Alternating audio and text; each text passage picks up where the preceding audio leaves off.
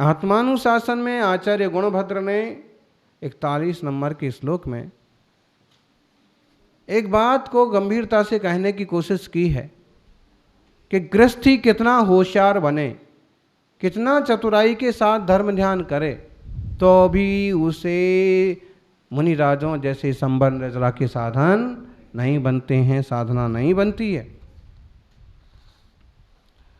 सर्वं धर्ममयं क्वचिदपि प्रायेण पापात्मकम् क्वाप्येतद्दैवत् करोति चरितं प्रज्ञाधनानामपि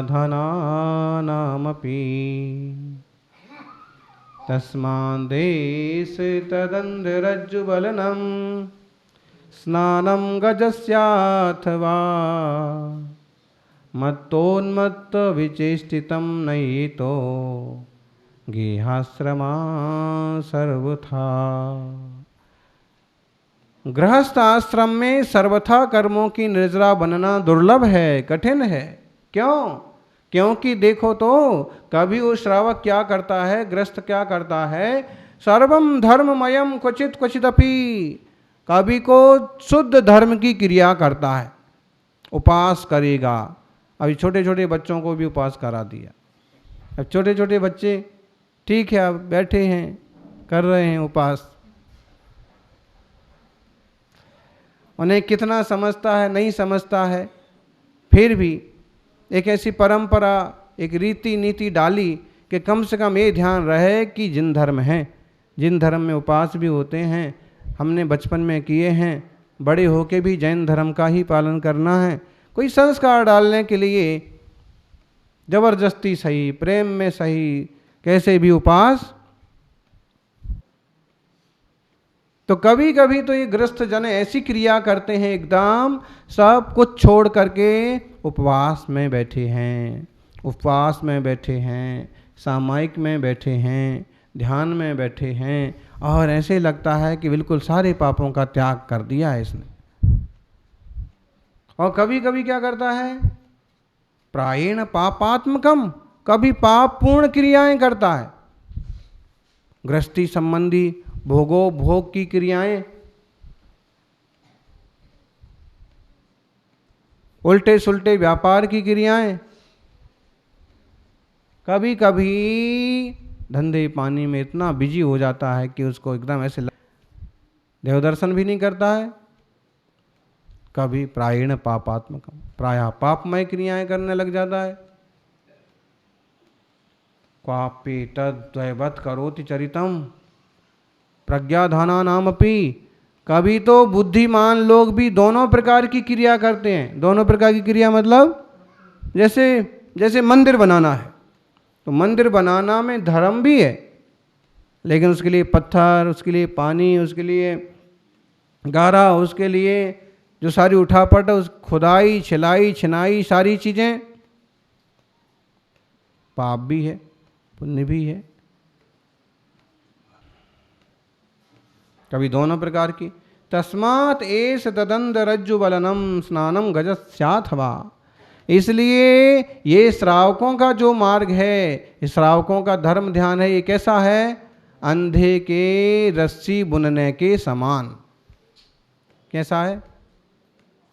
अंधा आदमी जैसे रस्सी बुनता जाता है, एक तरफ से वो रस्सी बुनता जाता है, दूसरी तरफ से रस्सी खुलती जाती है।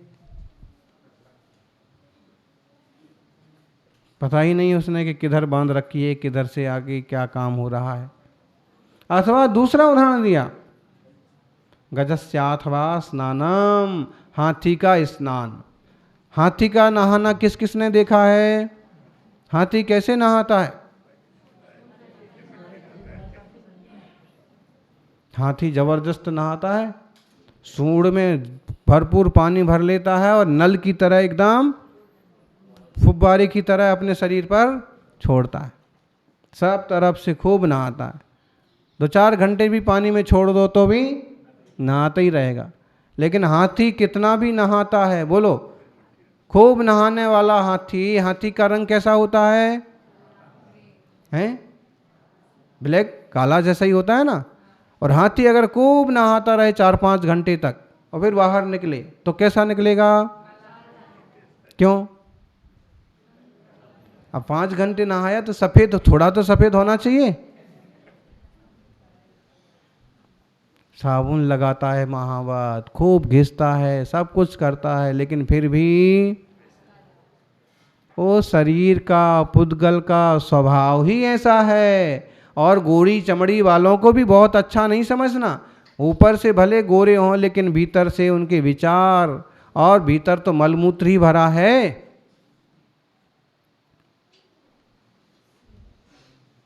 लेकिन फिर भी इसका अर्थ यहाँ अपन को पारंपरिक ढंग से समझना कि हाथी नहाता तो खूब है, लेकिन जैसे ही बाहर निकल के आता है, इधर उधर घूमता है, जहाँ भी रेत मिट्टी दिखती है तो रेत को यूं लेता है, सूंड में भरता है और वो भी अपने सिर पर डालता है वापिस।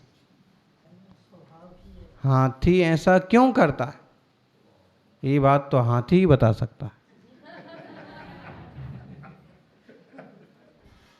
लेकिन हाथी पंचेंद्रिय है, संगी है, लेकिन इंसान की तरह बोल नहीं सकता, जवाब नहीं दे सकता। अब वो बताए ना बताए, इतना तो समझ में आता है कि देखो तो इसकी अज्ञानता, पहले इसने खूब नहाया और अब लिया और धूल अपने सिर पर डाल दी। क्या मतलब हुआ इसके नहाने का? ऐसे ही गृहस्थों का जंजाल होता है, दुनियादारी होती है, और एक तरफ तो धूमधाम से सिद्ध चक्र महामंडल विधान करता है, कल्पद्रुम विधान करता है, अमुक विधान करता है, 8 दिन तो सुबह से शाम तक विधान करता है। उसके बाद साल भर के लिए फिर दुकान ही दुकान करता है। पर्यूषण आएंगे, 10 दिन ऐसे धर्मात्मा बन जाएंगे ढेर सारे लोग कि जैसे इनसे बड़ा कोई धर्मात्मा है ही नहीं। और 11वें दिन वो धर्मात्मा को देखो तो परमात्मा भी चिंता में पड़ जाएंगे, भाई ऐसा किया है। और कई बार ना उपवास करने वालों में भी ऐसे निकल पड़ते हैं, क्या 10 दिन तो उपवास खूब किए और 11वें दिन 10 दिन की कसर, ऐसे नहीं। इसीलिए तो गृहस्थ के लिए हाथी के स्थान स्नान के समान धर्म ध्यान का, इसमें सावधानी तो रख ही सकते हैं। सुबह पूजा की, अभिषेक किया, आहार दान किया, और बाद में गाली गलौज करने लगे, दुकानदारी में उलझ पड़े, इसमें आदमी से उलझ पड़े, उससे उलझ पड़े, फिर सारा उपयोग खराब कर दिया। तो पहले तो नहाया, 4 घंटे पूजा पाठ अभिषेक दान, अब उसके बाद वापिस ऐसे ही होता है श्रावक का चरित्र। तो देखिए, उसको कुछ नहीं कहा है, सिर्फ इतना कहा कि तू ले, ये तेल से भरा हुआ है पूरा कटोरा, तू हाथ पर रख, पूरे राजमहल को देख के आ, सारी रानियों से मिल कर के आ, सारी सुख सुविधाएं देख कर के आ, जो 84 खंड का महल है पूरे महल का चक्कर लगा के आ, सारी सेनाएं देख के आ, सारे कोषागार देख के आ, जा। बहुत खुश हुआ कि देखिए मुझे इतना सारा देखने को और सब चीज़ अनुभव करने को मिल रही है। लेकिन एक बात का ध्यान रखना, क्या ध्यान रखना? एक बूंद भी गिरना नहीं चाहिए, नहीं तो ये हमेशा 4 सैनिक तुम्हारे पीछे रहेंगे, नंगी तलवार इनके हाथ में है, और एक बूंद भी गिर गई तो क्या होगा? गर्दन अलग, सर अलग, धड़ अलग। अब राजाओं के फरमान तो ऐसे ही हुआ करते थे। चल दिए, सब देखा, सब कुछ घूमा, क्या क्या देखा उसने? क्यों नहीं देखा? जब वापिस घूम करके आया तो चक्रवर्ती ने पूछा क्या क्या देखा? हमें ज्ञानी इस ढंग से सोचना चाहिए, कभी विचार करना चाहिए। जबरदस्ती उलझते हैं, जबरदस्ती उलझाते हैं।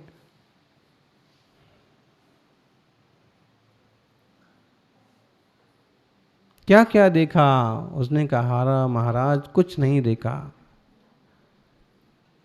तुमको तो सब कुछ देखने के लिए भेजा था। उसने कहा कि मुझे कुछ नहीं दिखा। क्यों? मुझे तो केवल अपनी मौत दिख रही थी। इस कटोरे में जो आपने पकड़ा दिया था, और इसमें से अगर एक बूंद गिर गई तो बात सच्ची है, अगर पीछे से गर्दन उतार दी किसी ने तो क्या बचेगा। इसलिए बस इसी को संभाले हुए पूरा दिन हो गया, इस कोने से इस कोने तक जाने में, बीच में वापस आने भी नहीं मिला। ये भी नहीं बोल सकते कि नहीं जाना, देख के आ सब।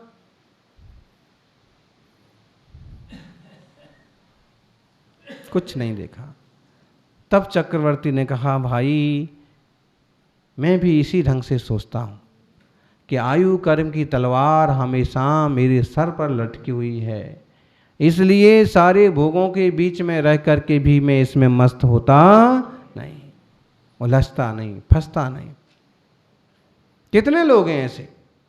बहुत कम।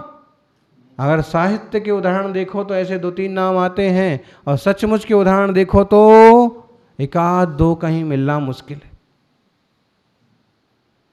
नहीं तो जो कुछ मिलता है, जैसे माहौल में रहते उसमें मस्त हो जाते हैं। मैं इतना बड़ा आदमी, मेरी इतनी कमाई, मेरा इतना बड़ा परिवार। अरे धेला भी किसी का नहीं होता।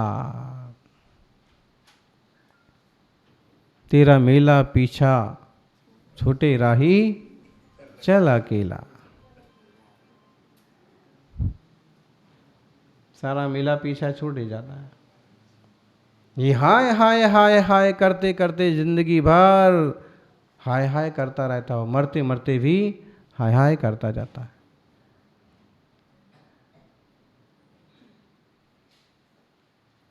अगर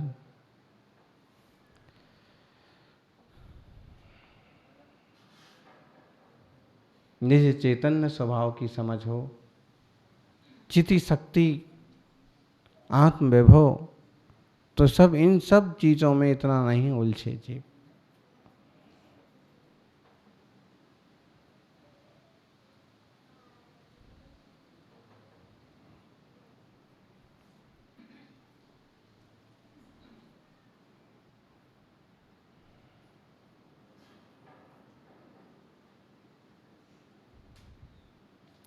आप कहोगे कि अगर इस तरह से केवल विरक्तता विरक्तता वाली बातें सुने और इस तरह से सब त्याग वाली बातें सुने तो संसार कैसे चलेगा? भाई संसार तो चलने वाला है, और उसमें ये भी तो है ना कि अगर आप गृहस्थी में हैं, आप संसार के जंजाल में हैं, तो कम से कम उसमें एक तरह का होश बना के तो जीना ही चाहिए।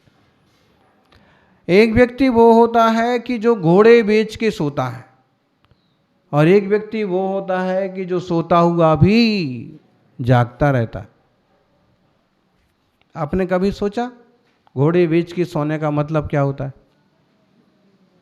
हैं? कौन कौन घोड़े बेच के सोता है? सबसे ज़्यादा घोड़े जिनके पास हैं ही नहीं, वो सबसे ज़्यादा सोते हैं। टाइम भले उनका कम हो कि 2 घंटे ही सोएं कि 3 घंटे ही सोएं, लेकिन एकदम सारी चिंताओं से मुक्त होकर के और शांति से सोते हैं। घोड़े बेच के सोने का मतलब समझते हो? एक ज़माना होता था कि जब व्यापार होता था जानवरों का भी, कि भाई इसको बेच दिया, उसको खरीद लिया। मार काट इतनी नहीं होती थी, लेकिन फिर भी जानवरों का आदान प्रदान होता था। और कोई आदमी अपने घोड़े लेकर के बाजार गया है, और घोड़ा तो घोड़ा है, चंचल होता है। जिसको भी ठीक से घोड़ा चलाना आता है, कोई भी घोड़ा को चला सकता है। तो घोड़ा बेचने वाला बाजार में गया कि किसी को सौंप करके कि कहीं बांध करके और सो गया। चैन की नींद सो सकता है?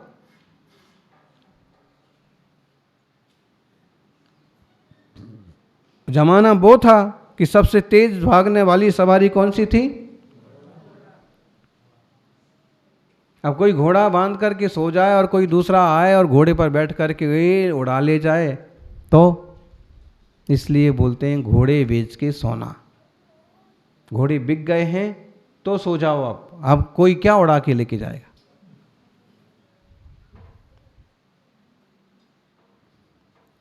हम भी बहुत निश्चिंतता से सोते हैं, निश्चिंतता से खाते हैं, बुद्धिमानी नहीं है। क्या हमारे कर्म खत्म हो गए हैं? क्या हमारा संसार परिभ्रम मिट गया है? क्या जन्म जरा मृत्यु को हमने जीत लिया है, जो इतने निश्चिंत होकर के आराम से खाते पीते सोते रहते हैं? कि थोड़ा सा आत्मस्वरूप की चिंता करना भी जरूरी है, चिंतन करना भी जरूरी है।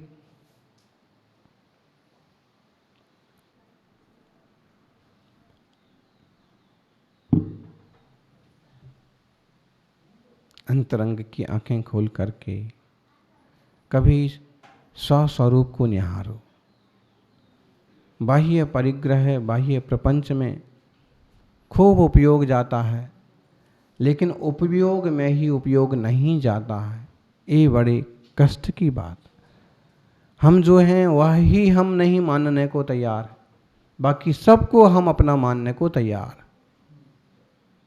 सम्यक दृष्टि की जीव, सम्यक दृष्टि जीव की दृष्टि साफ सुथरी होती है, वस्तु व्यवस्था को जानता है और योग्य व्यवहार भी करता है,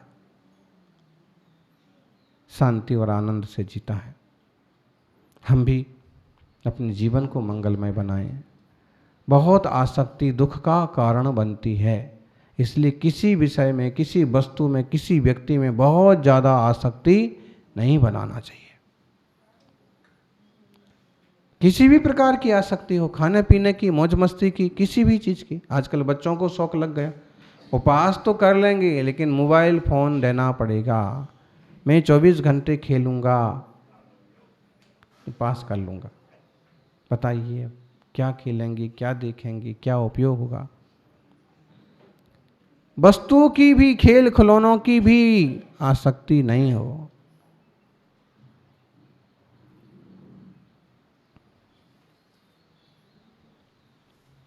निश्चिंत चैतन्य स्वभाव को समझें और